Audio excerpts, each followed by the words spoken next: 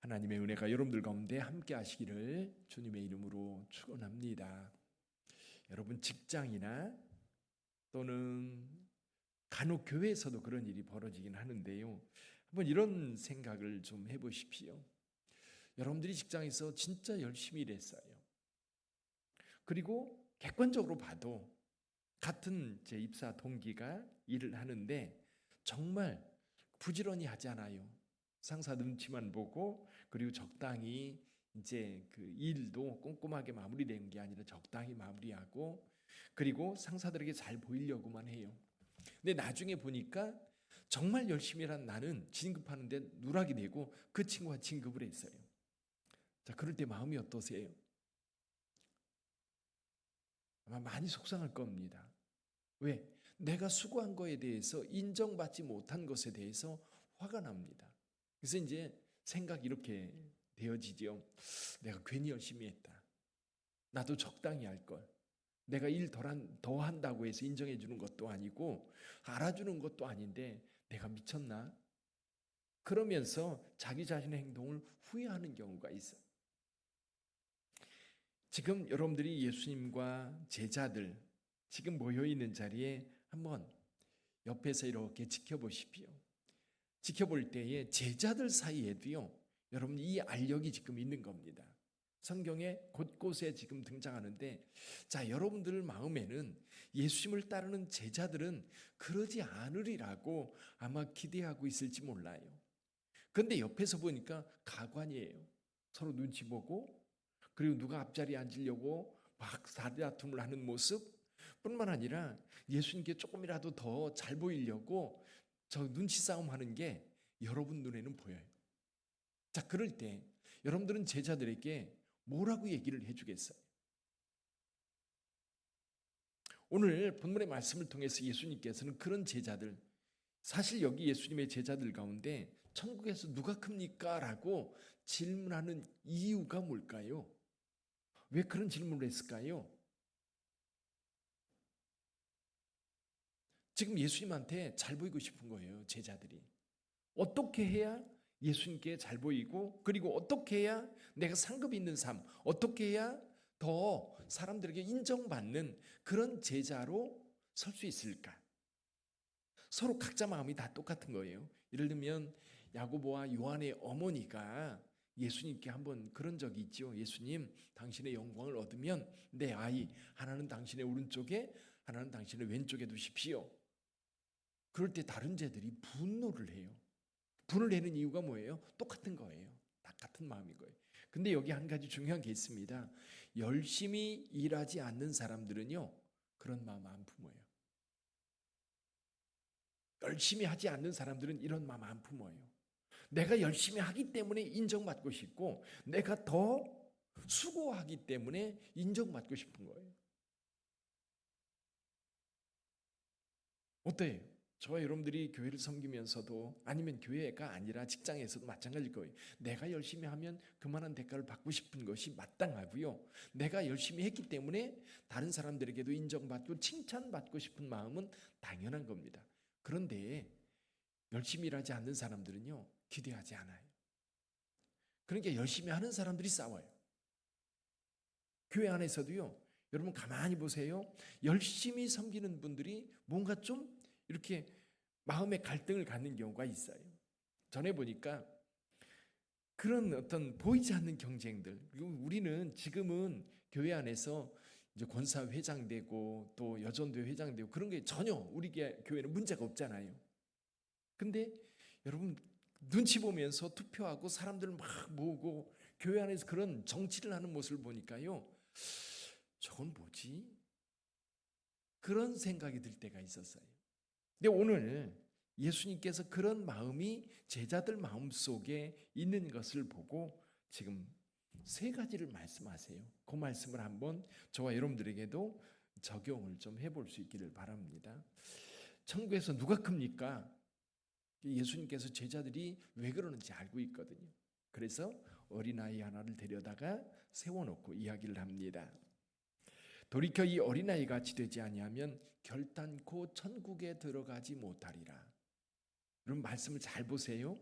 제자들은 천국에서 누가 크냐라고 물었는데 예수님은 천국에 못 들어간다는 얘기를 하는 거예요. 아예 들어가지 못한다. 어떻게 하지 않으면, 어린아이 같지 않으면 천국에 들어가지 못한다는 거예요. 지금 제자들은 천국에 누가 크냐라고 다 들어가는 것을 전제하고 이야기를 나누고 있는데 예수님은 못 들어간다는 겁니다. 그럼 누가 천국에 들어갈 수 있어요? 세 가지를 이야기해요. 첫째는 어린아이 같이 자기를 낮추는 자가 들어간다는 거예요. 자기를 낮추는 자. 그럼 천국에서 누가 크냐라고 물은 제자들의 마음을 향해서 예수께서 어린아이 같이 자기를 낮추는 자 이야기를 할 때 이 낮추는 자는 어떤 의미일까요? 제가 볼 때 이런 의미입니다. 지금 내가 어떤 것을 열심히 일해놓고 그 대가에 대해서 어린아이들은 별로 생각을 하지 않아요. 한마디면 돼요. 칭찬해주면 돼요. 예, 너무 잘했다. 그걸로 끝이에요. 내가 열심히 일했기 때문에 여기에 대한 보상이 월급이 얼마가 올라야 되고 그런 생각 안 합니다. 아이들에게는 수고한 거에 대해서 자기도 뿌듯하지만 누군가가 인정해주면 그걸로 끝나요. 그것 때문에 진급한다든지 그것 때문에 반장이 된다든지 그것 때문에 뭐가 되는 게 아니라 그냥 자기 수고한 것에 대해서 금방 잊어요. 금방 잊어요. 자기가 수고한 것에 대해서 금방 잊어버리니까 오히려 어른들의 마음은 그렇지 않거든요. 어른들의 마음은 내가 수고한 거에 대해서 늘 어떤 기대감을 갖고 그만한 보상과 대가를 받기를 늘 생각하고 있거든요. 근데 그거 내려놓으라는 겁니다. 둘째는 뭐냐면 사람을 대할 때 선입견을 가지고 대하지 말라는 거예요. 작은 자라는 말을 계속 말씀하고 있어요. 작은 자. 6절에 보면 누구든지 나를 믿는 이 작은 자 중 하나라도. 작은 자가 누구예요? 이렇게 생각하면 쉬울 것 같아요. 사람들이 좀 대체로 무시하는 사람들. 사람들이 그냥 외면하고 싶어하는 사람들. 근데 예수님은 그 사람 한 사람 한 사람도 하나님이 창조한 인격이라는 거지요. 귀한 존재라는 거지요. 그런 사람을 위해서 예수께서 이 땅에 오셨고 십자가를 지셨다는 사실이죠. 근데 우리는 어때요? 야고보가 이제 편지를 쓰면서 그런 얘기하지요. 교회 안에 옷을 화려하게 입고 가락지를 끼고 멋지게 하고 들어온 사람이 있으면 어떻게 해요? 이리 오시오. 그리고 가장 좋은 자리로 안내하는 반면 옷이 남루하고 허름하고 왠지 행색이 그러면 저 뒤에 앉든지 말든지 그렇게 대한다는 거예요. 지금 예수님께서 얘기하는 게 그거를 경계하는 겁니다. 교회가 그리고 예수님을 따르는 사람들이 한 사람 한 사람에 대하여 인격적으로 소중하게 여기고 귀히 여겨야 된다는 거지요. 근데 여기 이 작은 자를 실족하게 하는 일은 실족하게 한다는 게 뭐예요? 그냥 인간적으로 무시해서 그 마음에 상처를 입고 시험당하는 걸 얘기하는 거예요. 그러니까 저와 여러분들이 교회를 섬기면서 교회는 과연 어떠해야 되는가? 근데 여러분 갈등이 생겨요. 어떤 갈등이 생기느냐면 참 얄미운 사람들이 있어요. 얄미운 사람들이 있어요. 그럼 그 사람들도 똑같이 돼야 되는가? 그리고 자기 이속만 챙기는 사람들이 있어요. 가만히 들여다보면 저 사람 진짜 예수 믿나? 그런 생각을 하게 만드는 정말 얄밉게 그러는 분들이 있어요. 그럴 때 그런 사람들 똑같이 돼야 되나? 고민될 때가 있어요. 또 악한 사람들이 있어요.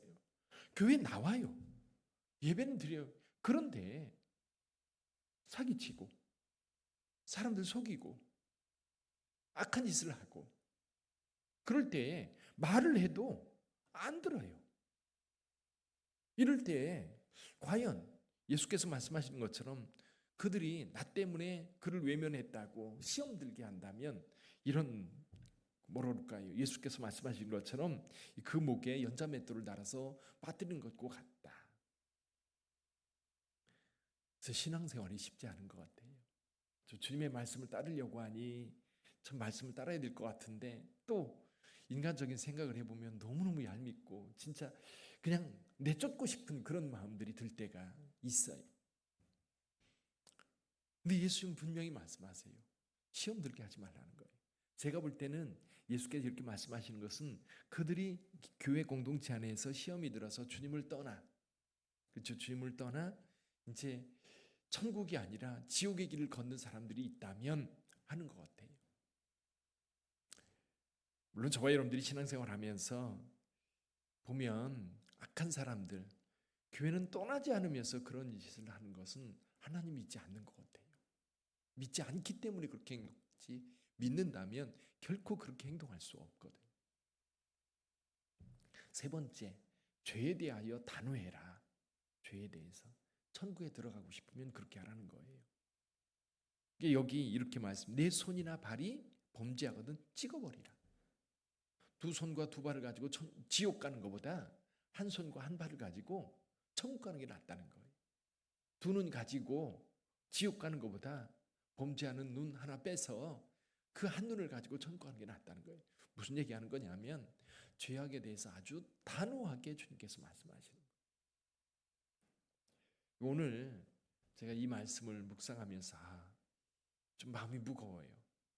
주님께서 하신 말씀을 따라서 정말 내가 수고한 거에 대해서 대가를 기대하지 않고 그거를 그냥 다 내려놓을 때 주님께서는 그것을, 그 수고와 애씀을 주님께서 기억하신다는 거거든요. 그리고 사람들에게 상처를 주지 않고 그 사람이 어떤 상황이든지 인간 대 인간으로 대해야 된다고 하는 것. 특히 작은 자, 무시당하고 멸시당하고 소외당할 수 있는 사람들에게 친구가 되어주는 예수 그리스도의 모습. 그래서 우리도 그들과 함께 해야 된다는 거죠.